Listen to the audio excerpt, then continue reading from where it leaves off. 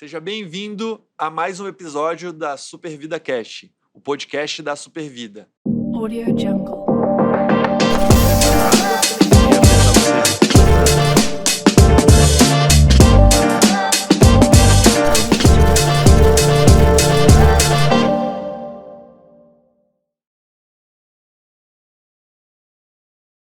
Estamos aqui no 5º episódio da nossa série e novamente trazendo uma convidada super especial em um tema super importante.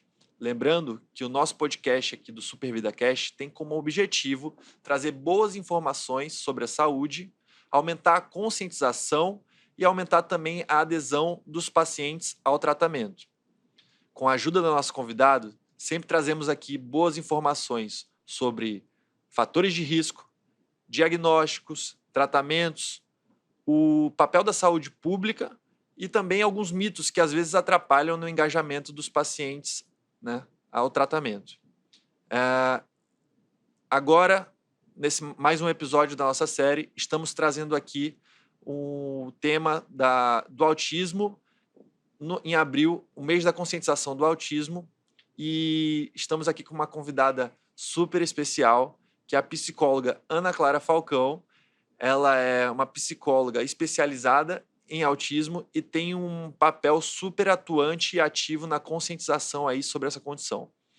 Seja muito bem-vinda, Ana Clara. Obrigada pelo convite, Luiz e Saulo. É muito bom, né, poder estar aqui no meu primeiro podcast, ainda mais para falar sobre o autismo, que é um dos temas que eu mais gosto de estar tratando e eu espero poder ajudar da melhor forma. Bem-vinda, obrigado por estar aqui. Legal. Ana Clara, seja bem-vinda ao Super Vida Cast. A gente verificou que dentro da sua especialização, você atua com autismo adulto, né? E hoje a gente vê muito na mídia a informação relacionada ao autismo infantil, é muito falado, mas o autismo adulto a gente não vê tanta informação sobre esse tema. O que te motivou a fazer essa escolha e como você vê essa informação relacionada ao autismo adulto? Eu adorei essa pergunta, né? Ainda na graduação, eu já estava pesquisando e estudando muito sobre o autismo e tentando entender um pouco sobre as formas de tratamento, né? O que a sociedade em geral oferecia. Não só a nível de políticas públicas, mas também a nível de conhecimentos na graduação, entre outras coisas.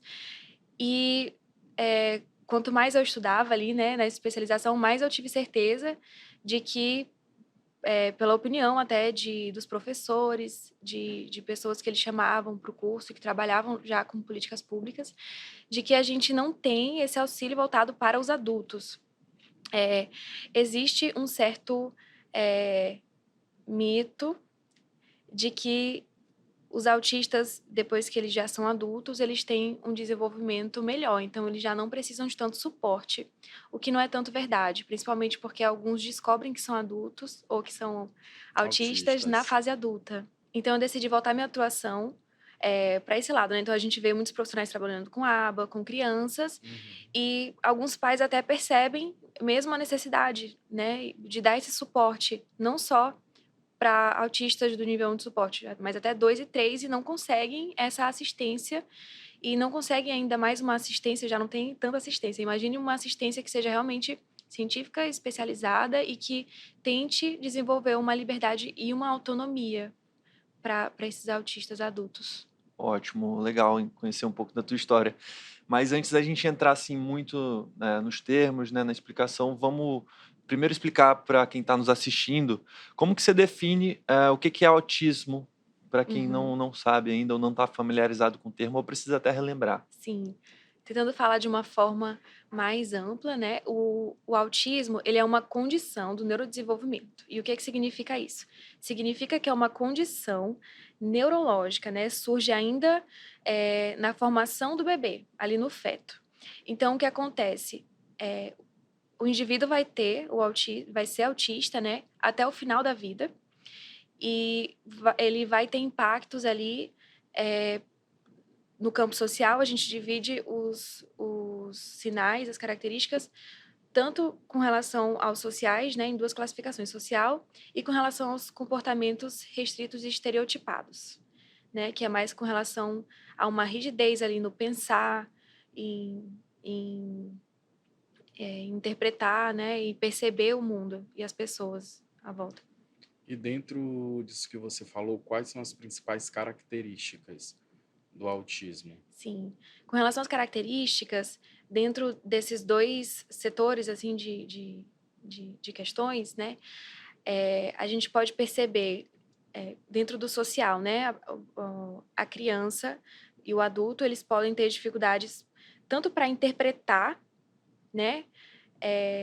Os gestos sociais, então o que está acontecendo no ambiente, ali com os amiguinhos. Normalmente é dificuldade no relacionamento mesmo, né? Isso, Desde criança, dificuldade de brincar, isso. dificuldade de Socializar com socializar. os E essa demais. dificuldade é tanto para perceber, quanto para interpretar, para entender e para passar a informação. Então, também pega no campo verbal e não verbal. E com relação a essa rigidez de perceber o mundo, a gente pode perceber no brincar. Então, às vezes é um brincar muito sequencial, muito rígido ali, só de estar querendo os mesmos brinquedos ou fazendo É sequência nos verdade que as crianças brinquedos. às vezes até se isolam um pouco, brincam muito sozinha, criam um mundo É, ali meio que paralelo porque não entendem as outras brincadeiras das outras crianças. Existe algo isso. nesse sentido? Hoje em dia a gente já sabe, já tem estudos que comprovam que é como se, falando de uma forma assim mais ampla, né, como se os objetos pudessem chamar áreas do cérebro onde iriam se acender e iluminar, com pessoas se acendem com objetos. Então, a depender de como vai se dar a criação, né, e o auxílio a essa criança, a gente consegue fazer com que as pessoas fiquem mais interessantes. Então é como se elas se interessassem às vezes mais por objetos, por algumas brincadeiras, do que pelos amiguinhos. Tá, Fica entendi. menos interessante os amigos. E essas dificuldades que você citou são para o autista criança, né? Como que é a vida do autismo de adulto? Quais são as dificuldades que ele enfrenta? As Sim, diferenças entre o autista criança? sim. Pois é, o adulto ele ainda tem as mesmas dificuldades, né, do que a criança, só que o que acontece é que as cobranças sociais são diferentes. Então, a forma como ele vai tentar se inserir no mundo vai ser diferente e, como consequência, ele mesmo pode, por disfarçar muito das suas dificuldades, pode deixar de perceber algumas dificuldades, né? Então, o que acontece é que ele vai ali tentando se inserir em determinados contextos, tentando se inserir num trabalho, passar numa vaga, né? Tentar fazer amigos. E aí ele vai tentando imitar espontaneamente alguns comportamentos.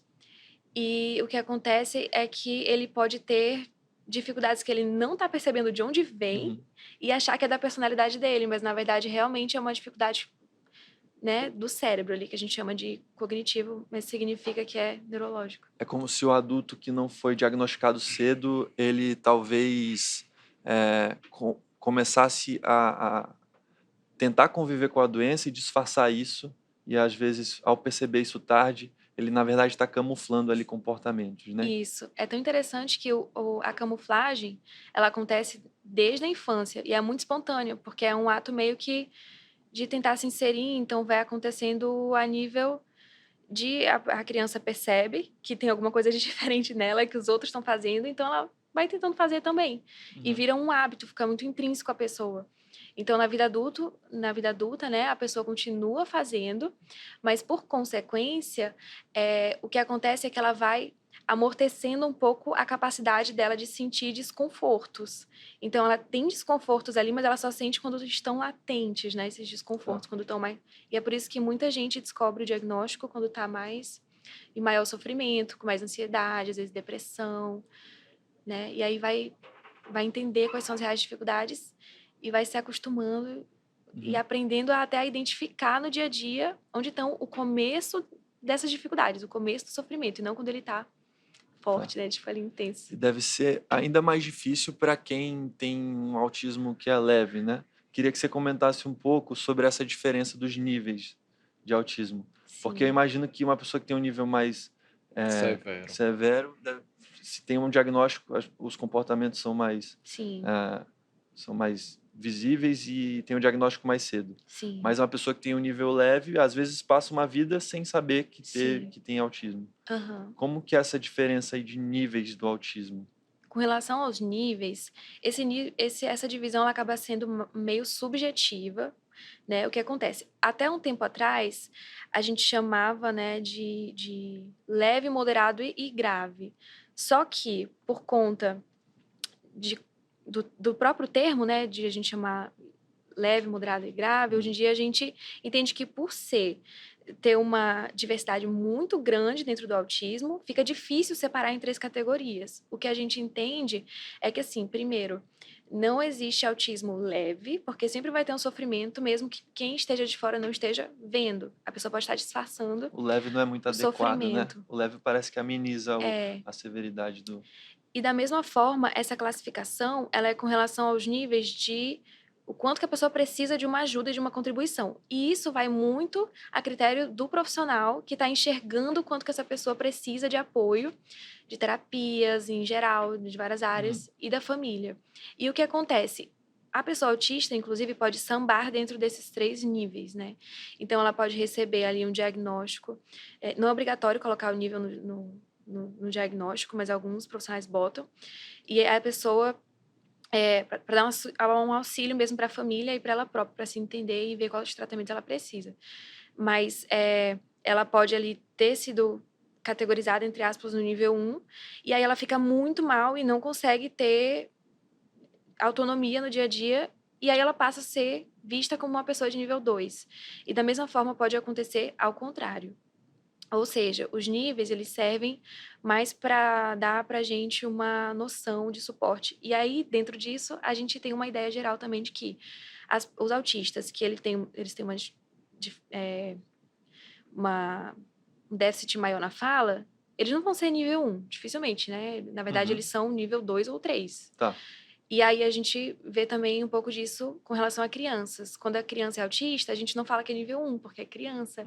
Então, diz que a criança sempre é nível 2 ou 3. Tá. É como se fosse uma forma de classificar para melhorar, né, ali o tratamento, a indicação, mas que não deve ser nada escrito em pedra, né? Que isso pode variar ali, dependendo da fase da vida. Não tem nada a ver. Algumas pessoas acham que tem a ver com quanto que a pessoa tem de déficit mesmo, né? De prejuízo na mente. Tá. Mas, na verdade, é com relação ao quanto que ela precisa de um suporte. Relacionado ao autismo criança e adulto, a questão do tratamento são diferentes, até por conta que, às vezes, o adulto diagnóstico é bem depois, né? Porque eu acho que antigamente não se falava desse termo autismo. Acho que está muito, teoricamente, recente, por isso que muitos adultos estão se descobrindo autistas. Sim. Porque talvez começaram ou perceber algum tipo de comportamento, ou às vezes quem está do lado orientar para buscar um profissional, para ter essa descoberta. Como é que surge essa diferenciação do tratamento? Quais são as ações que são tidas para a criança ou quais são as ações tidas para os adultos? É tudo muito recente, realmente, né? Para se ter uma ideia, as pessoas que são consideradas de nível 1, né, assim, de suporte, elas antes eram classificadas com o termo Asperger. Se for parar para ver o manual de classificação, né, das condições, que a gente chama de o CID, né, que os psiquiatras usam para a gente poder classificar, até o CID-10, que, se eu não me engano, foi lançado em 2019, ainda se usava o termo Asperger. Esse CID novo, né, foi lançado, eu acho que em 2019, né? O CID, só para o pessoal que está assistindo entender, uma classificação, né, médica uma sobre as classificação doenças que os médicos usam para meio que dar um código ali, uma nomenclatura para cada tipo de condição, e aí isso ajuda muito, né? Até para o próximo profissional, para a gente poder. Não é que o médico queira dar um rótulo, tem algumas pessoas que têm um pouco de medo disso, mas não é que queira dar um rótulo, mas a partir do momento que você consegue classificar o que a pessoa tem, você consegue saber as melhores formas de tratamento. A partir do que a ciência fala que para aquela condição ali tem maior chances daquele tratamento ser bom. É como se fosse uma classificação ali mundial para facilitar a troca de informações entre especialistas, médicos, sobre um determinado paciente. E para se ter uma ideia, esse CID novo, o CID-11, ele passou a ser implementado mesmo, eu acho que desde o ano passado, final do ano passado, tanto que algumas pessoas, quando vão entrar em contato com órgãos da saúde para buscar algum direito, às vezes precisam dar o CID-10, eu não sei se ainda tá assim, mas é muito recente, sabe? Então, realmente, assim, é muito recente. Agora, com relação aos tratamentos mesmo, né, a diferença primeiro, a gente precisa prestar atenção não só para a faixa etária, mas também para o nível de suporte e, mais do que isso, para o perfil cognitivo daquele indivíduo. E é por isso que a gente tem que avaliar bem quais são as necessidades individuais de cada pessoa, como ela está indo, evoluindo em cada área, né? E por isso que é muito bom a gente avaliar de uma forma bem cuidadosa, porque as terapias, elas vão depender um pouco disso, né? Quando o autista é adulto, de nível 1, de modo geral, assim, a gente consegue fazer com ele uma terapia que a gente chama de terapia cognitivo-comportamental. Esse é o nome da abordagem, para quem quiser procurar. Às vezes, a gente consegue implementar técnicas ou usar também a terapia comportamental dialética, que é muito boa. E para crianças, a gente usa sempre as terapias ABA, né? Que são as terapias Acho que isso é uma das mais comportamentais. conhecidas. As pessoas falam muito desse termo, né? A terapia ABA para o Sim. público infantil. Eu acho que além da diferença do tratamento infantil e adulto, acho que dentro do próprio infantil tem diferença de tratamento, né? Que às vezes um tratamento para um nível para uma criança se adequa, para aquela outra criança é um outro tipo de Sim. tratamento, né? Então, além dessa diferença entre adulto e infantil, dentro do próprio infantil, tem outros tipos de tratamento de acordo com a necessidade de cada criança, no caso, né? Tem como você Exato. explicar na prática, assim, como que funciona mesmo o tratamento cognitivo comportamental? O que é isso na prática? E o que é na prática o ABA? Certo. A terapia cognitivo-comportamental é uma terapia mais da palavra. Para isso, né, o indivíduo ele tem que ter um nível de fala, né, que a gente chama de nível verbal. Ele tem que conseguir se comunicar, mas entender também um pouco mais ali do Uma que a gente está terapia de tratando, conversação de entre conversação. o especialista, né, E o e o paciente. paciente. E é uma terapia que usa um pouco mais a capacidade dele de lembrar também, de memorar, de memorizar. Já quando a gente fala de uma terapia com crianças, a gente precisa de terapias que, vou tentar explicar isso de uma forma bem ampla, que trabalhem, existe um tipo de aprendizado que a gente tem, que é uma área do cérebro que ele, né, são funções do cérebro que ajudam a gente a ter aprendizados que a gente consegue replicar sem ter que pensar neles. Eu vou falar o termo só para me Para quem expressar quiser melhor, procurar também, dar uma para quem quiser pesquisada. procurar, mas a gente chama de memória implícita. É um aprendizado automático, mecânico. Então, se eu vou andar de bicicleta, eu não preciso lembrar que eu vou andar de bicicleta, Tá. né? Então, a gente precisa de terapias para crianças que utilizem, né, que vão ser boas para esse tipo de aprendizado, Mas que é elas acontecem na automático. forma de conversação também? Ou é uma forma diferente? E aí, para que isso aconteça, a gente usa as terapias mais lúdicas, né? O brincar, Brincadeiras, né? brincadeiras, repetições, para que a criança não tenha que fazer um esforço de lembrar aquilo, de aprender aquilo. Legal. Acho que uma boa analogia a questão de andar de bicicleta, né? Hoje, pega a Sim. bicicleta, tu já sabe o que tem que fazer e já vai naturalmente. Se a gente voltar no tempo e lembrar como que eu aprendi a andar de bicicleta, quantas quedas eu tive até conseguir me equilibrar e ao longo do tempo isso se torna natural. Então, acho que é mais ou menos essa lógica com a abordagem que você está falando, né? Essa analogia, na verdade. Isso. E eu gostei muito que você falou isso, Saulo, porque tu me lembrou também que, pelo menos, assim, acho que é em torno de 80% dos autistas, a gente sabe hoje que tem as dificuldades motoras. Então, isso, né, entraria nisso também, né? Então, são os aprendizados ali a nível de elaborar a inteligência da criança com brincar, de elaborar, às vezes, até a coordenação motora fina implicitamente. Claro que tem áreas voltadas para isso, Certo. mas a terapia ajuda nesses aprendizados. A gente precisa focar em formas da criança aprender, né, e desenvolvendo o cérebro, sem ela meio que perceber que ela está aprendendo. Que legal. Legal. É uma brincadeira na verdade, para dar uma melhora, né? Um tratamento. Uhum. E Ana Clara, me tira uma dúvida. Para os pais que estão nos assistindo, ou até para o indivíduo adulto que desconfia ali que ele pode ter autismo, como que ele percebe? Existem sinais? Existe uma pré-avaliação que se pode fazer? Existem sinais. dá para perceber que a criança tem algumas diferenças. Então, diferenças na forma como ela acompanha quando você chama. Ela está sustentando o olhar para você, ela está te olhando fixamente, assim, como uma outra criança que não tem algo olharia, ou ela está desviando muito o olhar. Isso é um tipo de sinal. A forma como ela brinca, né? A forma como ela aponta para mostrar os objetos. Claro que a gente tem fases específicas de idade para cada uma dessas coisas. Então, é bom falar com um profissional também para ter um suporte melhor, individualmente. O fato de não socializar muito também, como você falou no começo, com outras crianças, pode ser um sinal? Exato, exato. E aí que a gente entra nas minúcias do diagnóstico, porque algumas crianças, a depender, vamos supor que é uma criança que tem autismo, mas tem superdotação. Ela vai saber, às vezes, disfarçar melhor que ela não consegue socializar. Ela vai parecer que ela está indo bem, mas ela está cheia de dificuldades imitando comportamentos. Então, eu acho que dá para perceber muito mais em casa, né? Claro que na escola também dá, mas na relação com a criança em casa, o quanto que ela tem interesses sociais e o quanto que ela se volta muito para o mundo dela também. Acho que é uma boa forma da gente entender o quanto que ela gosta de organizar coisas em sequências. Tem várias sutilezas assim que dá para perceber. Ana Clara, então, a partir de algum desses sinais que você citou, como é que funciona o diagnóstico?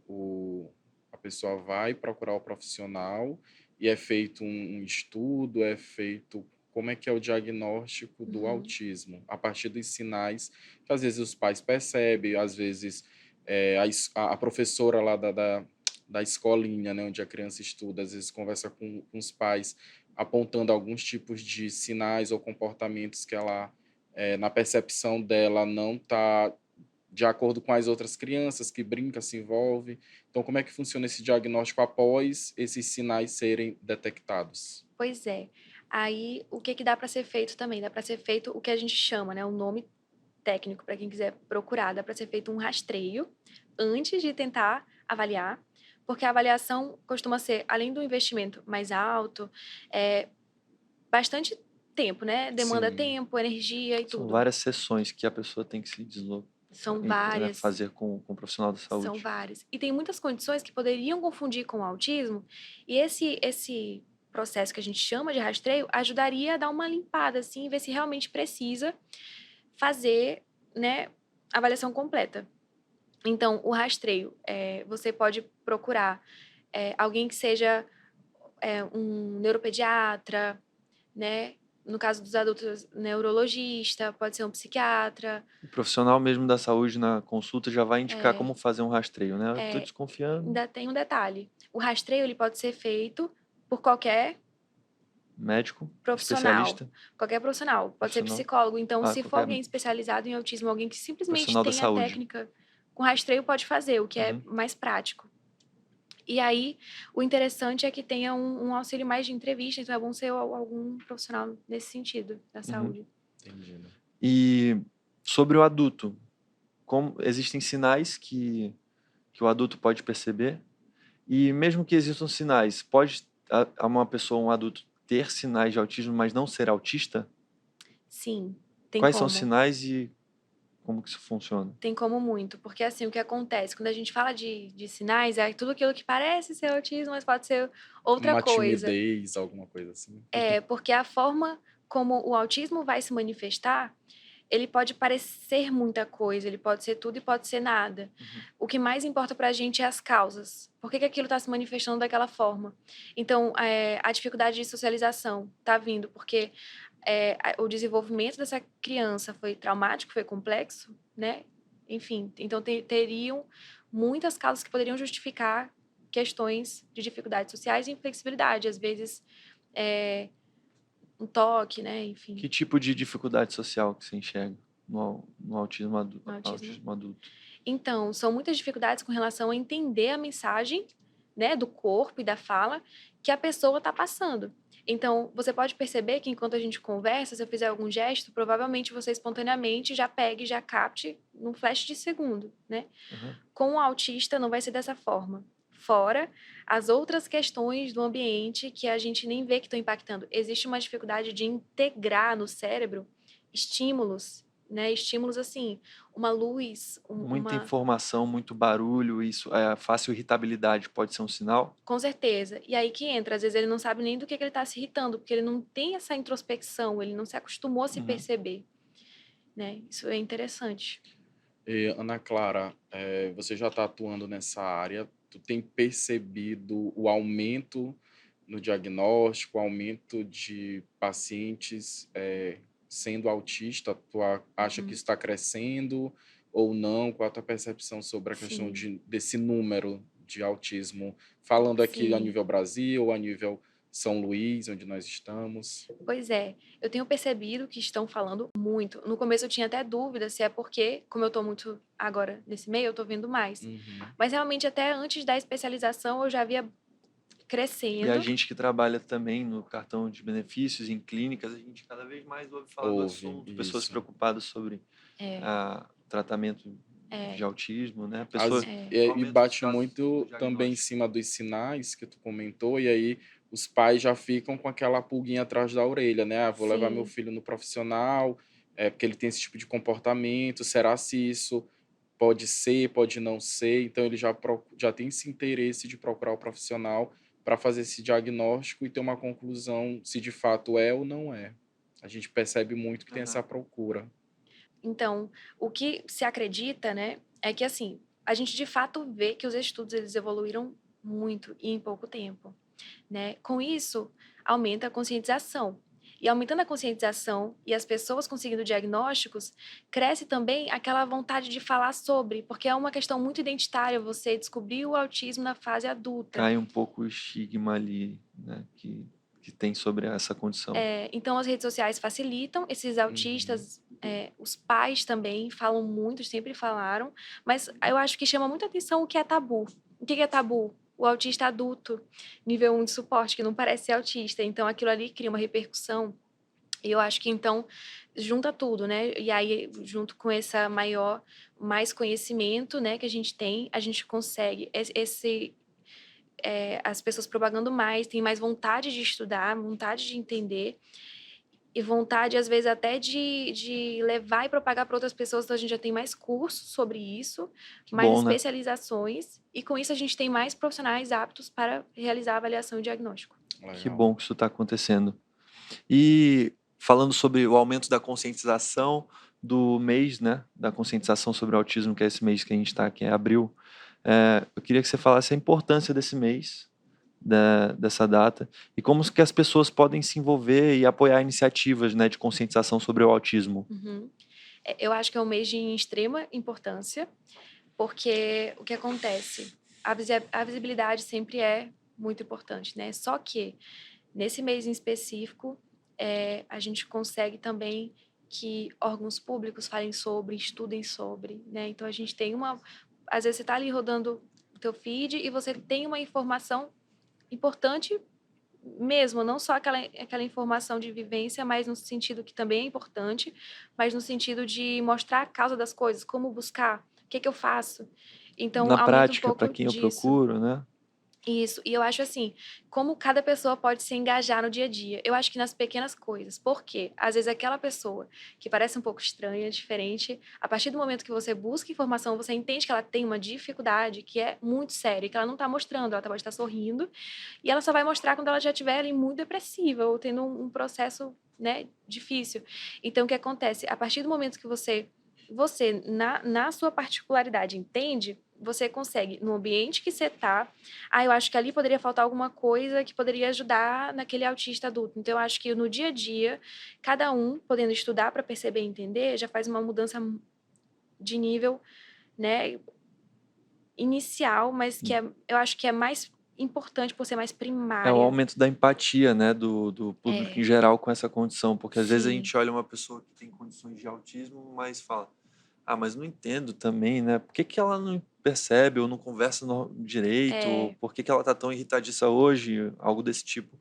Mas na verdade é uma condição de saúde, né, que a gente precisa ter empatia Sim.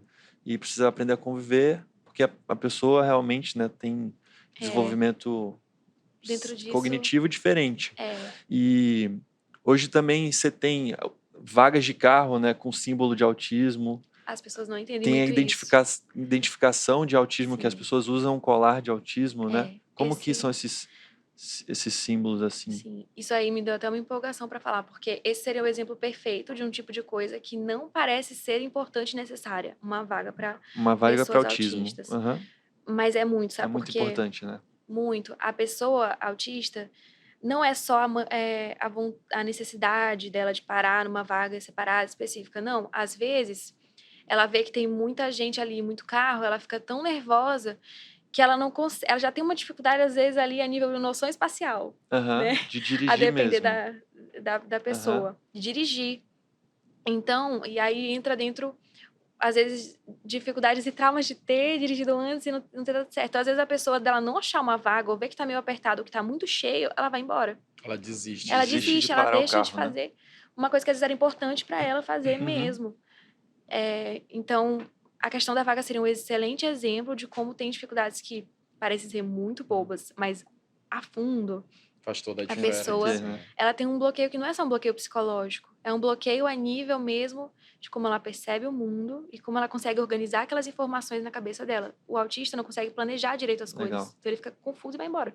Eu acho importante Tipo até a gente colocar o símbolo, né, na tela de alguma forma aí. Eu acho que o pessoal consegue colocar depois, mas porque nem todo mundo conhece ainda o símbolo do autismo. Todo mundo conhece o símbolo de uma mulher grávida, de um idoso, mas tem o Sim, símbolo do autismo, que é Sim. aquele sim, lacinho, né? E sim. para colocar para a gente aumentar a conscientização.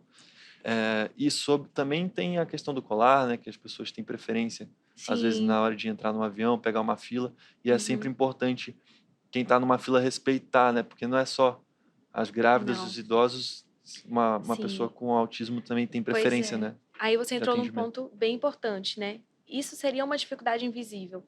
Por quê? Por conta dessa dificuldade, às vezes, os autistas, né, em geral, existe essa dificuldade extremamente frequente, né, que é a sensorial. Uhum. Então, a forma como a pessoa vai perceber, internalizar os estímulos é muito diferente. É como se o cérebro dela não integrasse como deveria, entre Uhum. aspas, Sim, né? Então, fica pesado para a pessoa, às vezes. Às vezes ela nem percebe que tá pesado, porque ela se acostumou a se adaptar. Mas é uma luz, é uma zoada, alguma coisa. E aí vem um cansaço extremo, e às vezes uma agonia, uma irritabilidade. Então a pessoa às vezes desiste de ir em algum lugar, desiste de ir em um mercado, e às vezes tem ansiedade social também. Ela precisa entrar e sair rápido, né? entendi. Mas esgotamento cognitivo mesmo, é neurológico. É muito sério, as pessoas não entendem como isso realmente afeta, de modo geral. E às vezes as sensações são até físicas, né? Sim. É É, interessante. Ana Muito Clara, interessante. dentro desse tema autismo, também são propagadas muitas mentiras ou muitas fake news dentro desse assunto. Eu acho que uma das maiores é falar que o autismo é uma doença, né? Então eu queria que você comentasse um pouco e desmistificasse esse termo e na verdade, essa associação do Uhum. autismo à doença que não é verdade. Interessante. O que seria uma doença, né? Doença é algo que a gente adquire do externo, né? No caso do autismo, a gente tem um funcionamento de cérebro diferente. O cérebro ele é formado diferente no feto, né? Uhum. Na barriga ali da mãe. Quando ainda está na formação, né? Inclusive, algumas pessoas preferem chamar até de condição para não usar a palavra transtorno, para dizer que é um funcionamento diferente. Uhum. Né? Então, tem todo esse debate de Do preferências de cuidado, né? termos. Legal. E também é uma condição que envolve vários mitos, né? Como você falou, os estudos estão evoluindo muito rápido e é uma coisa muito recente essa conscientização. Eu queria que você falasse sobre esses mitos e ajudasse aí a gente a desmistificar Uhum, esses mitos que sim, são propagados. sim. Um mito interessante é que agora todo mundo é autista ou que eu acho que eu sou um pouco autista. Porque o que acontece Às vezes acha que está na moda ser autista, né? Ou falar esse termo. as pessoas E elas às se vezes é identificam. até identificado o autismo como uma superdotação, né? Que todo autismo é super inteligente, Exato. mas Exato. Porque realmente existe uma grande quantidade de autistas que são superdotados e isso ajuda até a disfarçar um pouco ali, né, uhum, do que se demonstra de autismo. Mas a gente chama de comorbidade, que é isso, é quando a gente tem uma condição e pode vir outra também junto. Uhum. Existe um número muito grande de autistas superdotados, mas não é regra. Não é regra. Muito autista tem deficiência intelectual, né? Que Uhum. estes seriam de nível 2 e 3 de suporte. E aí o que acontece também, nessa questão de todo mundo é um pouco autista, o que a pessoa identifica? Ela identifica o que ela conhece de autismo, Uhum. que às vezes é um pouco do que a pessoa demonstra. E os autistas, eles podem ter uma fixação muito grande por alguns interesses e se desenvolver muito naquilo ali. Às Super vezes, foco. um super foco. Às vezes nem significa que ele é hiper inteligente, mas ele, por se desenvolver muito naquilo ali, passar horas naquilo ali, não significa que seja saudável. Inclusive, uma das coisas que precisa tratar é conseguir fazer que a pessoa flexibilize isso com o social. Pode ser até algum sinal para a criança, né? De que o pai pode ver, meu filho só fala de dinossauro, ou só lê um livro, já leu 10 vezes o mesmo livro. O dinossauro é um clássico, eu não sei por que realmente acontece isso de verdade, porque chama atenção. Mas pode ser de tudo, né? Por isso que é bom a gente não entrar em regras. O importante é ver a causa e não o que a pessoa só tá superficialmente manifestando. Ela tem muitos interesses, ou ele tem muitos interesses, mas às vezes pode ser num filme, Sim. obcecado Essa por questão do filme. dinossauro, eu lembrei do filho de uma amiga, foi justamente a partir da história do dinossauro que ela levou ele e foi identificada a questão do autismo, porque de fato tudo dele tinha que ter o dinossauro, era na hora de dormir, era na hora de comer, era para tomar banho, tudo era, ele queria estar com um dinossauro, então ela começou a perceber através desses sinais, né? E aí levou pro o médico, iniciou e foi até que deram o diagnóstico. O que chama atenção é isso, que pode ficar meio obsessivo Às vezes mesmo. não é só nem um bicho de pelúcia, ele realmente, a criança começa a aprender os nomes de todos os dinossauros e fica especialista, né? Fica obsessivo, assim. Bom, e a produção achou aí na internet, vai colocar o símbolo, né, que a gente estava falando que tem agora nas vagas, a gente pode achar em alguns shoppings, nas vagas de carro, nos estacionamentos, em aeroporto, que é super importante, como a Ana Clara estava falando, ter essas vagas específicas para os autistas, né? E a Ana Clara também trouxe aqui o colarzinho, né, o colar da identificação dos autistas, que serve, né, para identificar. Às vezes a pessoa está numa fila, está com esse colar, para a gente dar preferência. E obrigado, Ana Clara, por ter trazido aqui. E bem legal, muito bom, muito legal esse papo, aprendi bastante. Espero que os nossos espectadores tenham aprendido também, que a gente cumpra, né, com esse nosso objetivo de levar a conscientização sobre saúde. Foi um papo bem bacana sobre o autismo, tanto em adultos como em criança. E estou muito feliz, espero também que eu possa contribuir mais com a conscientização, com as minhas pequenas iniciativas, e que você também aí que está nos assistindo possa contribuir e potencializar aí essa conscientização do autismo, que marca esse mês de abril, e é uma data super importante. Então, muito obrigado. Muito obrigado a você que está nos assistindo. Muito obrigado, Ana Clara, por ter vindo aqui. Obrigado, Saulo. E agora, com as nossas redes sociais, eu vou deixar ali qual que é, Ana Clara, a sua rede social para quem quer te seguir, aprender mais sobre o assunto, né? Eu vi ali, te acompanhando nas redes sociais já, você posta bastante coisa interessante. Qual que é a sua rede social? Primeiramente, obrigada. Adorei muito estar aqui conversando com vocês. Minha rede social é @psi.anaclarafalcão. Tá na tela. E agora está na tela.